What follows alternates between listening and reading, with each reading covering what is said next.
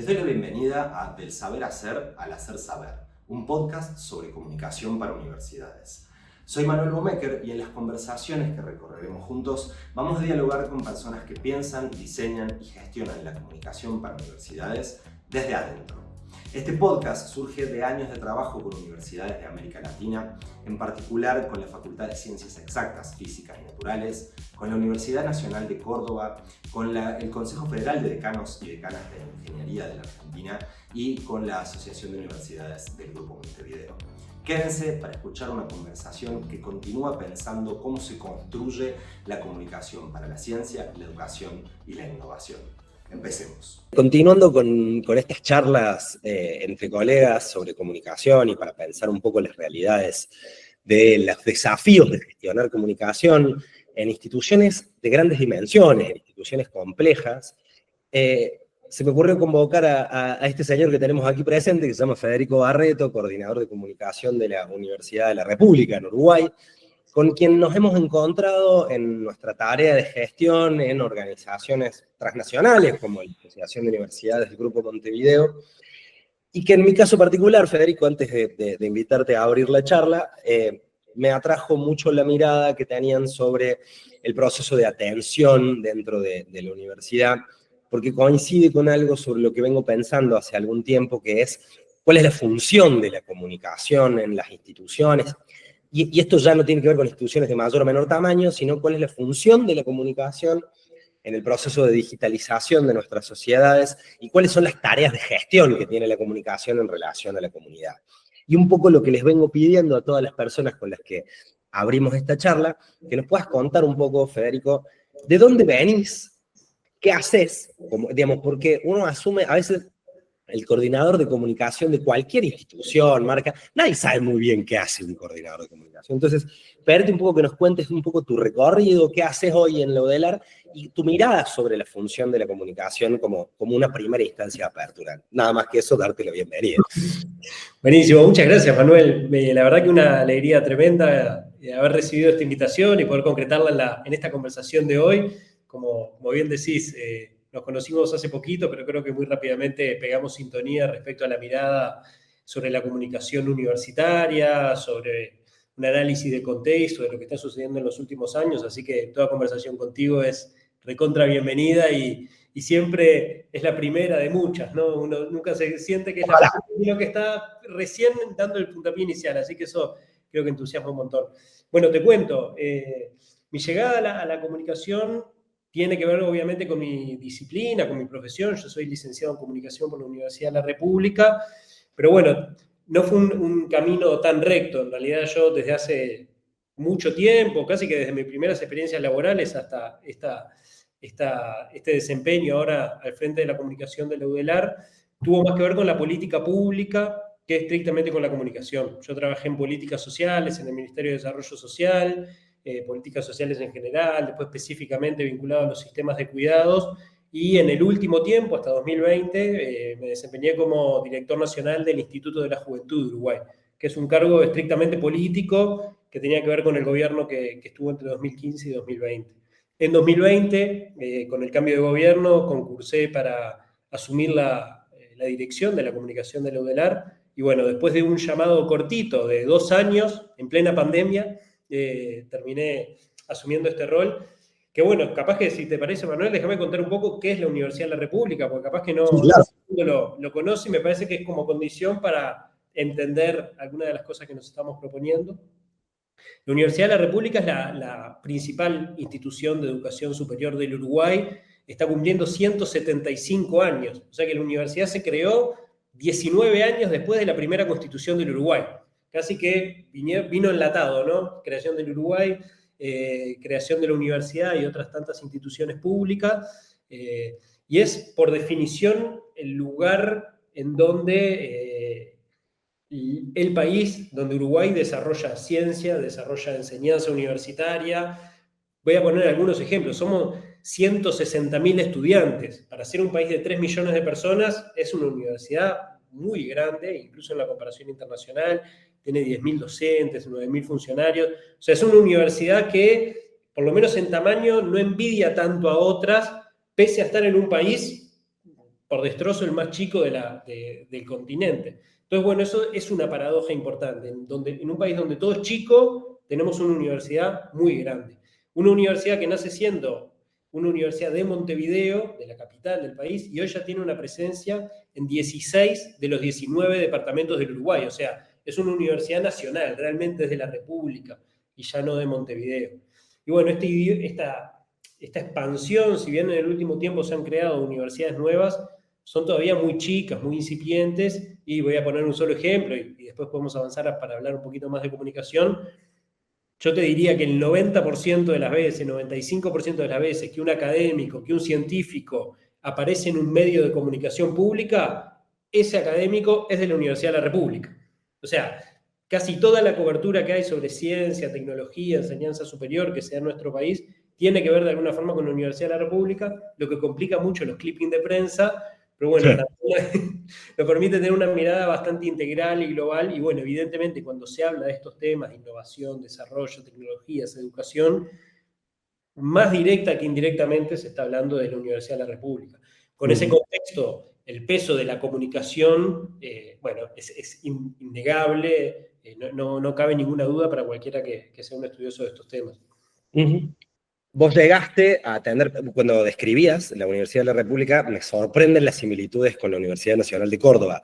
Digo, 160.000 estudiantes, digo, tenemos números muy parecidos en la dimensión, obviamente con la diferencia de tamaño que hay entre Argentina y Uruguay, por supuesto que sí, pero me parece que esa caracterización de complejidad, donde también la Universidad Nacional de Córdoba tiene mucha presencia en toda la provincia, digo, tiene como una caracterización interesante, le pone especificidades a la comunicación en ese sentido. Entonces, ahí me gustaría profundizar un poco en tu tarea en comunicación, pero además en tu mirada, digo, porque no es lo mismo que vemos en relación a los desafíos o a la función de la comunicación respecto de la tarea que uno tiene que hacer. Entonces, me gustaría tensionar sobre esos dos puntos. Sí, Córdoba es una ciudad que tiene muchísimas similitudes con Montevideo, no solo su universidad, o sea, no ha sido tarea para nada difícil encontrar puntos de similitud entre el desarrollo de la Universidad de Córdoba, de la Universidad de la República, pero me imagino que también en términos de políticas públicas hay un montón de temas en contacto. Respecto a la comunicación, sí me gustaría decir que creo que esto pasa en muchos lados, ¿no? Durante muchísimo tiempo en Uruguay primó un paradigma, una mirada de que la comunicación no podía ser, de que la universidad no podía ser presumida, ¿no? De que la ciencia comunica por sí misma, que los académicos no pueden hacer esfuerzos publicitarios, comunicacionales, sino que, bueno, tienen que estar a la espera de que la sociedad venga en búsqueda de respuestas. Eso creo que a esta altura del siglo XXI podemos entender que si en algún momento funcionó, de ninguna manera es aplicable al siglo XXI, al mundo que vivimos hoy, y es súper importante para darle sustentabilidad democrática a las políticas de democratización de la educación superior, que la comunicación tenga un eje, tenga una prioridad político-estratégica central en los planes de desarrollo de nuestras universidades. Esto no siempre fue así, esto casi que era mala palabra en el pasado, y hoy pasó a ser una demanda insoslayable. Entonces, lo que puedo decir es que en la UDELAR está empezando a haber una sintonía entre la mirada política de las autoridades universitarias y el lugar que le estamos queriendo dar a la comunicación universitaria. No un lugar, bueno, como decís vos tantas veces en algunas charlas que hemos tenido, no la oficina de producción de los videos, la oficina de los videitos y de los afiches, sino un lugar donde se haga un análisis político-estratégico, asesoría y, por supuesto, también producción de máxima calidad. En resumen, lo que nosotros estamos tratando de hacer es ya entrar en una etapa de implementación de un plan estratégico de comunicación que ponga el foco en un cambio de paradigma, un paradigma basado en las experiencias de la comunidad, un paradigma que consolida una identidad universitaria y que esa identidad sirva de plataforma para el desarrollo de sus funciones sustantivas. Hoy todo el mundo dice que la comunicación es importante y todo el mundo dice que hace estrategia en comunicación y tampoco queda muy en claro qué es lo que se hace en esas tareas. Entonces, pues, en general y en particular, preguntarte cuál es la función de la comunicación, si querés, en términos generales primero, y en particular cuál es la función de la comunicación. Un poco ya la introdujiste con esta definición del cambio paradigmático en la universidad, pero me gustaría que distingas un poco esas funciones comunicacionales. Bien, sí, yo creo que, volviendo a tu primera reflexión, sin duda toda la vida hubo necesidad de comunicación, pero me parece que la relevancia que cobra en pleno siglo XXI, finales del siglo XX, tiene que ver también con las transformaciones tecnológicas y el cambio del lugar de las universidades. Durante mucho tiempo las universidades fueron lugares de elites, ¿no? En donde el circuito de la información se reducía a los espacios políticos, empresariales, académicos. Hoy, en donde las universidades se plantean con muchísima más fuerza el ideal de la democratización del conocimiento superior, ese cambio de paradigma tiene que permear en toda su estructura, y bueno, en comunicación sin duda alguna. Creo además que la comunicación pasa a ser, deja de ser una unidad particular aislada de producción, a tener un comportamiento transversal a las demás funciones sustantivas. Lo dejo ahí planteado porque me parece que es clave para entender muchos de los otros procesos. Respecto a qué caracteriza la estrategia de comunicación o qué función le encontramos en la Universidad de la República, y bueno, tal vez pueda ser entendido en otros lados parecido, nosotros nos planteamos como misión la idea de conectar, ¿no? Dijimos, bueno, podría ser comunicar, bla, bla, bla, pero vamos a un verbo un poco más esencial y fuimos a la idea de conectar personas, información, conocimiento y experiencias para producir nuevos sentidos. O sea, queremos no solo comunicar lo que ya está dado, queremos transformar también los conceptos mismos con los que estamos trabajando, hacer cambios de miradas respecto a mismos conceptos y, bueno, en definitiva, contribuir a la democratización del conocimiento superior. Y siendo la Universidad de la República, además, nos planteamos un componente adicional. Queremos que esta democratización sea a lo largo de toda la vida, no solo en la enseñanza de grado o eventualmente en el posgrado, sino pensar que la universidad tiene que acompañar la trayectoria adulta de todas las personas en el Uruguay y además en todo el territorio. Esto para nosotros es un desafío sustantivo. Es mucho más fácil tener un enclave geográfico concreto, metropolitano, que esta idea de universidad ya estamos creo que en las 16 sedes departamentales, pero además con un montón de estaciones experimentales, lo que nos obliga a meter mucho Zoom y mucha ruta. Esto en definitiva creo que intenta caracterizar la función de la universidad, una función transformadora, una función no reduccionista a los componentes estrictamente operativos, sino que atraviesa la identidad misma. A veces se habla de branding en empresas o en comunicación más corporativa. Nosotros sí nos hemos propuesto consolidar al tiempo que transformamos la propia identidad de la Universidad de la República. Esto tiene que ver con cosas obvias, digamos, la identidad visual, los portales web, etcétera, etcétera. Pero lo que estamos también intentando hacer es instalar esa marca, consolidar esa marca transversalmente a todo lo que hace la Universidad de la República. No sé, por ponerte un ejemplo de las últimas semanas, viene y nos propone que hay que encarar un sistema integrado de movilidad internacional. Y nosotros dijimos, che, si le llamamos pasaporte UDELAR, y eso llevó a que aquello que era una cosa hiperburocrática de difundir becas, no sé qué, pasó a ser una movida en la que casi que con la misma plata, de hecho con la misma plata que estaba prevista de un principio, logró tener un impacto muchísimo mayor y dejó la sensación, reunió esta idea de que estaba habiendo un cambio, una transformación política, cuando en realidad en sí lo único que fue reconceptualizar una política vieja y tradicional con un nuevo branding, con una nueva identidad visual, con una nueva línea conceptual. Y eso, bueno, creo que es un mínimo ejemplo, que además surgió de la nada, no estaba planificado, de esos aspectos en los que creo que la comunicación universitaria, bien instalada, bien fortalecida, puede ayudar a ir interpelando procesos y, en definitiva, a optimizarlos, mejorarlos, para transformar realidades. Entonces tenemos un equipo que complementa lo estratégico con lo operativo productivo, y eso se nota. Se nota en lo sólido, lo consistente de las estrategias, y al mismo tiempo lo conectado estratégicamente de la producción. Me parece que eso de pasaporte fue un buen ejemplo. Y yo creo que hay una estrategia central que además siento que nos conecta con lo que están haciendo ustedes en Córdoba, pero también con lo que vos, Manuel, y con otros compañeros han venido desarrollando como mirada de política estratégica para la Asociación de Universidades Grupo Montevideo, que tiene que ver con poner en primer lugar a las experiencias de las comunidades. Por supuesto, planes estratégicos, está claro, pero esta idea de que lo que importa no es tanto lo que nosotros queremos comunicar, sino cómo esa política, ese mensaje se experimenta, se vivencia desde las personas directamente protagonistas, ¿no? Y no pensarlas como personas pasivas, sino como personas con capacidad de agencia. Cómo esta información, cómo esta propuesta va a transformar la vida de esta persona y qué puede hacer esa persona o esta comunidad a partir de esto que estoy comunicando. Entonces, eso me parece que es un cambio clave, que tiene que ver, por supuesto, con algo que decías vos hace un rato, que es el reordenamiento de la información, de las redes organizacionales, de la comunicación, no como un punto aislado, sino posicionándose como nodo de red de estas estructuras, pero sin perder de vista que no es la protagonista, que la protagonista son las personas con capacidad de agencia y son sus experiencias, sus sentidos, sus vivencias a partir de todas estas actividades, acciones, movidas que estamos haciendo. Federico, ahí recién decías, no sé si me va a salir el término textual, pero hablabas como de la comunicación como transformadora de experiencias y en el impacto que eso tiene en las comunidades. Me gusta pensar una diferenciación conceptual entre ideas como difusionistas de la comunicación, esta idea de esta comparativa que hacías recién, digamos, ¿no?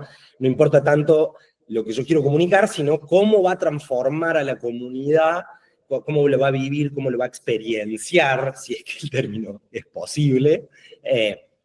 Y en eso, a mí me motiva mucho pensar cuál es la función de las interfaces, ¿no? ¿Cómo pensamos? Y en eso, crucial la priorización y la repriorización de la información para entender cómo la información va a circular a través de esas interfaces. Quiero hacer como doble clic en la función de la comunicación. Puede ser en general, pero cuando hablamos de las universidades vamos a hablar de una institución cualquiera, digamos, que podría ser cualquier institución de la organización, de la sociedad en un sentido. Porque hay algo que cae en la responsabilidad de las oficinas de comunicación que a nosotros nos toca gestionar, digamos, en este momento, que es gestionar las plataformas digitales de las organizaciones, ya sean redes sociales, sitios web, mailing, la presencia de la universidad en los medios de comunicación, ahora, seguir diciendo medios de comunicación y no aclarar, a mí me viene gustando un concepto que es decir medios periodísticos, ¿no? Porque el Instagram de la UDELAR también es un medio de comunicación para la UDELAR, ¿no? Y ¿qué función tienen esas interfaces desde tu mirada? ¿Qué responsabilidades y qué desafíos les traen a ustedes gestionar esas plataformas y cómo son vistas por la UDELAR en tu mirada? ¿Y qué diferencia tiene con la mirada, digo, porque la mirada que traemos los comunicadores de esas interfaces no necesariamente son las mismas que tienen los decisores políticos de la función de esas interfaces? ¿Cómo ha sido el atravesamiento, ir gestionando, ir desarrollando ese ecosistema?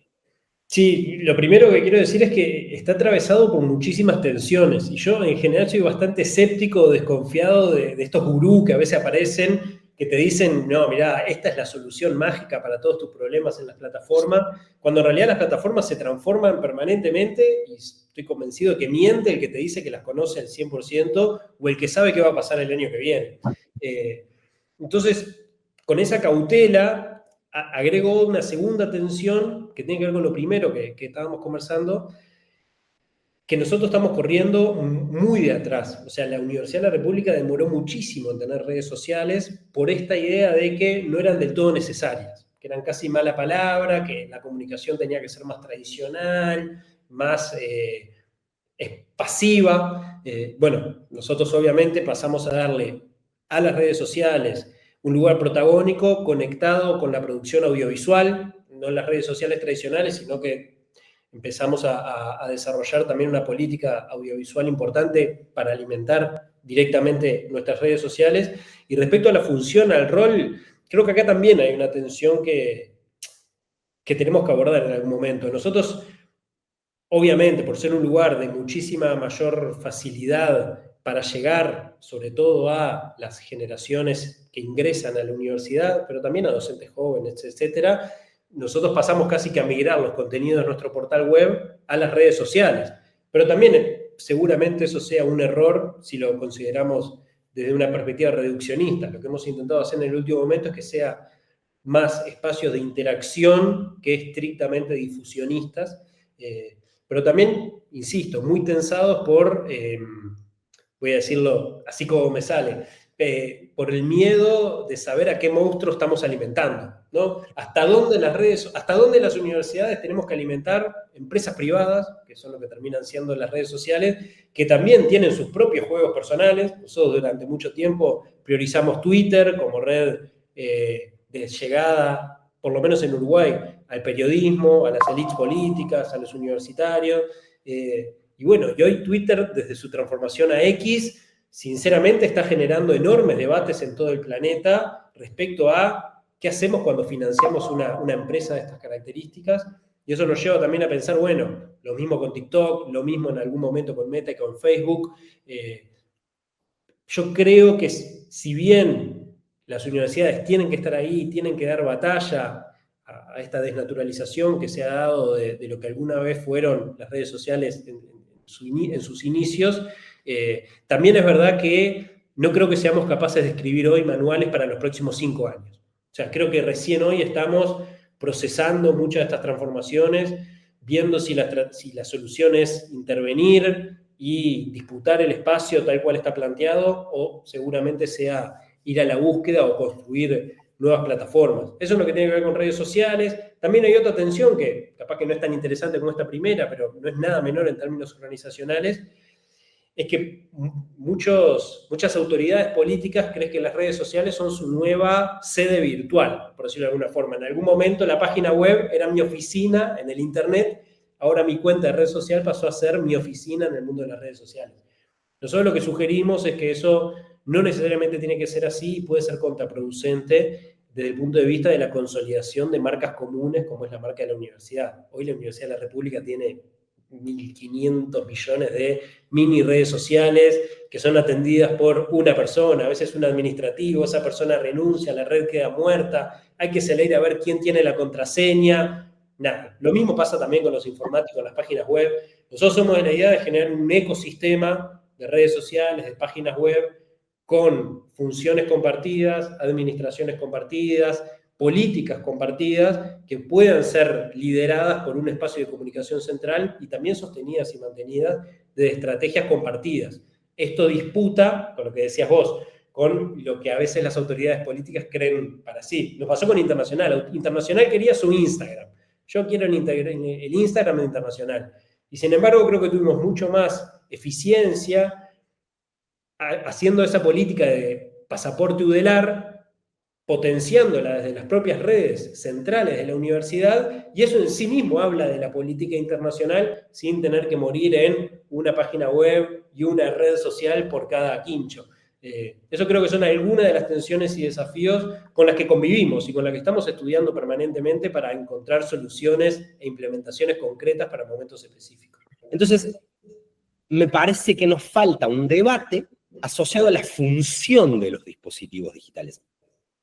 Ya, no hablando en la generalidad de la función de la comunicación, porque eso tiene que ser transversal y tiene que ser complementario a la territorialidad o a lo físico respecto de lo digital, sino a para qué Instagram, para quiénes, cuál es la función, qué viene a hacer, para qué la web, para qué el mail, para qué y por qué. Yo vengo un poco como un outsider, digamos, de la política pública comunicacional, vengo más del mundo privado, pero trabajo, hay un influencer que se llama Simon Sinek, que es empezar por el por qué. ¿Por qué estamos haciendo? ¿Por qué queremos tener Instagram? ¿Cuál es la función? Vos recién nombrabas, la UDELAR tiene 500 perfiles de Instagram de distintas cosas, eso pasa también en la UNC, donde los funcionarios a veces no terminan de visualizar que abrir un nuevo Instagram es competir con la marca UNC, es dividir público, ¿no? es empezar desde cero en una infraestructura que a nosotros nos viene permitiendo trabajar desde una perspectiva particular. ¿Qué aporte va a ser? ¿No? Suele seguirse pensando en las plataformas sociales como un lugar donde difundir contenido y no generar interacción, generar comunidad. Sigue pensándose en la web también para distribuir contenido, pero también se quiere dejar mensajes ahí, no se piensa la web, cómo distribuir contenido, ¿no? Y en eso hay un concepto que yo vengo queriendo como introducirte hacia llevar hacia Atención UNC, que es gestionar la relación con las comunidades. Si las oficinas de comunicación tienen que gestionar los comentarios que llegan a las plataformas sociales, recibe los mails del formulario de contacto general de la web de la institución, recibe los mensajes directos de las redes sociales, publica, define, modela y diseña la estética de la narrativa. ¿Qué hace la oficina de comunicación? Gestiona la relación con los distintos segmentos. Recién hablabas un poco de ese giro estratégico de la oficina de comunicación y esa tensión que vos decís, bueno, Internacionales quería su Instagram y al final gestionar desde el área central una política. Porque una pregunta que hay que hacerle a los funcionarios es, ¿qué querés de la comunicación? ¿Más likes o más inscriptos al programa que vos estás? ¿Cuál es la función que te tiene que brindar la comunicación? Es una pregunta fundamental para hacerlo, ¿cierto? Yo creo que cuando nosotros empezamos a pensar en la función de las comunidades o en la función de la tarea que tienen esas plataformas, el gran desafío es entender no tanto lo que quiere para la gestión, sino lo que necesita para la comunidad, ¿no? Ahí lo que te quiero preguntar es, ¿cómo fue el proceso de darse cuenta que una oficina de comunicación tenía que pensar la atención de los públicos de la Budelar, ¿no? Con ese rodeo que te decía recién, ¿cómo fue ese proceso y en qué estado se encuentran en este momento respecto del programa de atención? Bien. Yo creo que fue natural a partir de las definiciones estratégicas. Yo hace un ratito mencionaba que definimos como nuestra misión conectar personas, experiencias, esta idea de la conexión y de las primeras experiencias de las personas, bueno, de las experiencias en general de la universidad, creo que nos obligan a desempeñarnos en ese marco de acción. Es verdad que nosotros partíamos de cierta experiencia previa y es que lo que en algún momento se llamó el Centro de Información Universitaria, el CIU, era esta oficina de atención a consultas que te informaba sobre carreras, requisitos de ingreso. En 2008 se integra a la unidad de comunicación. Entonces, bueno, ya teníamos algo dentro de nuestro organigrama que se encargaba de esto. Venía con muchos problemas. Yo en un momento, cuando recién entré, hasta pensé en la idea de sacarme eso de arriba, porque era una bomba de tiempo.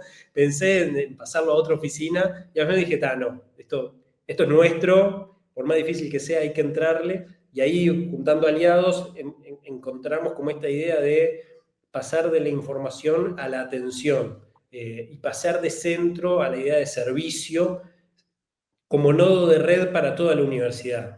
Partimos de la base de que el centro de información en su momento generaba muchas primeras experiencias, primeros encuentros con las familias y los estudiantes que querían entrar a la universidad.